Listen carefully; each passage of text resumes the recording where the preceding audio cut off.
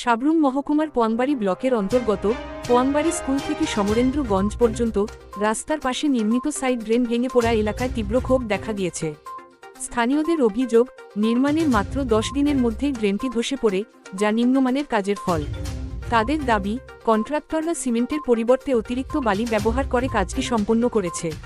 ক্ষুব্ধ বাসিন্দারা প্রশাসনের কাছে অবিলম্বে তদন্ত ও দ্রুত মেরামতের দাবি জানিয়েছেন, নচেত ভবিষ্যতে বড় দুর্ঘটনার আশঙ্কা রয়েছে। এখানে কি সমস্যা? দেখেন, আমরা এখানে রাস্তার কাজ হয়েছিল সব 2 নম্বর। এটা কোনো ভবিষ্যতে যে থাকবো, এটা আমরা পোয়াংবাড়ি ব্লক এখানে আছে, পোয়াংবাড়ি এখানে পঞ্চায়েত জমি আছে, এগুলো তো কীভাবে গ্রামের সমস্যার সমাধান দেখতেছে না, দেখছেন এইভাবে করছে, ভাঙি সব শেষ। 1 মাসে 3-4 দিনে 7.5 দিনের ভিতরে বৃষ্টি কয়েকদিন আগে হয়েছিল, এই ভাঙি শেষ। এটা কি কাম নেই, কাজের নেই। আমি এই দিন দেখছিলাম উত্তম ত্রিপুরা, উত্তম ইয়াতের নাম কিয়া, ওই উত্তম চাইছিলাম নাই, দাস না কিতা দাস মনে হয় নামাগ্রামে। আর কন্ট্রাক্টর আসলে শিবি দত্ত, আর ওগুলো তো নাম জানি না। এইভাবে তো কাজ করলে তো হয় না। তারা কি অতি নিম্নমানের কাজ করছে না? হ্যাঁ হ্যাঁ। এখন প্রশাসনের কাছে আপনি কি চান?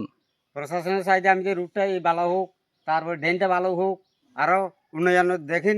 এইভাবে যদি ভাঙি যায়, এটা 2 মাসে যদি না যায়, এটা কি কি ড্রেন হইল, মানুষও দেখবো ব্লকের কিনারে। আর ডিএম আইলে বা মানুষজন আইলে মানে জনগণের কি এগো